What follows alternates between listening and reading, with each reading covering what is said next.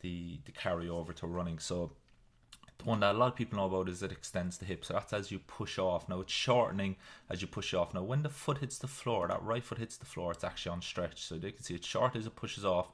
If the knee was in front as the foot hits the floor, it's going to get stretched.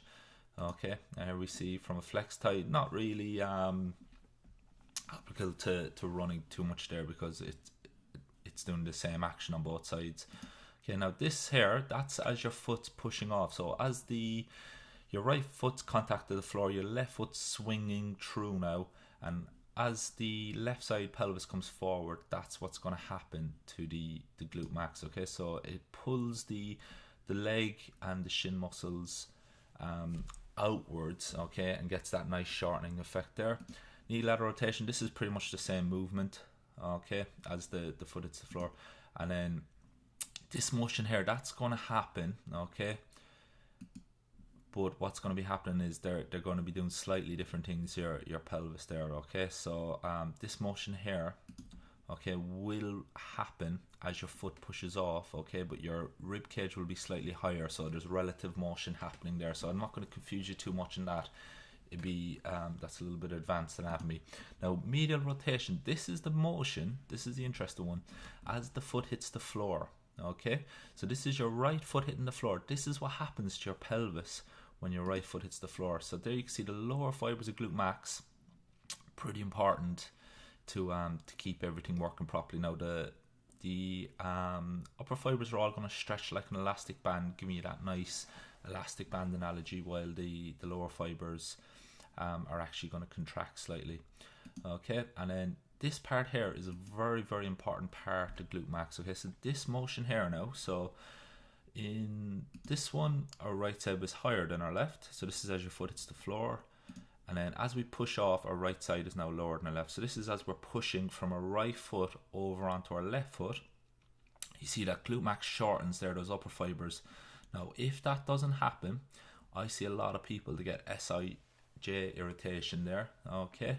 They get low back irritation, or they don't load their left foot properly. So you end up getting a lot of issues with the left foot, because the left foot's not contacting the ground correctly, because that glute max isn't pushing off effectively.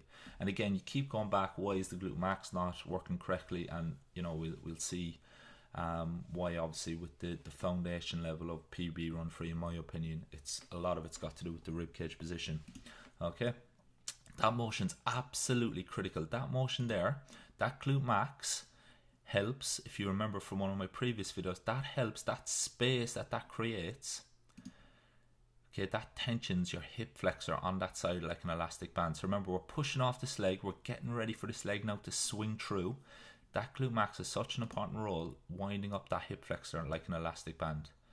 Okay, now this motion here is essentially the same thing, okay. So that motion there, that's going to be happening, obviously this is exaggerated end range position, this motion will be happening at the same time as the pelvis comes down, okay.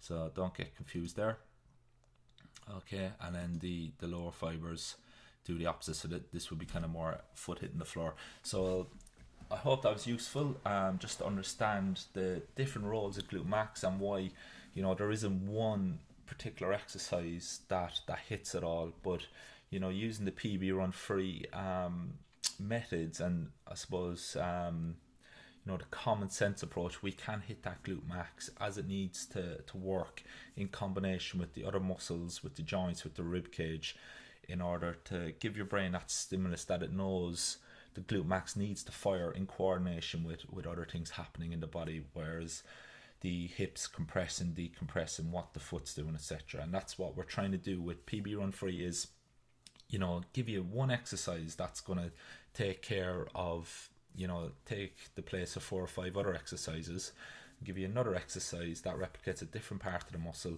that's also going to hit 4 or 5 exercises. So essentially you end up you know, doing 20% of the work, but you get 80% of the gains, that 80-20 rule again that we talk about. So again, I hope that was useful, and you can have a look at the rest of the article, and hopefully we'll see you on the Glute Buster series.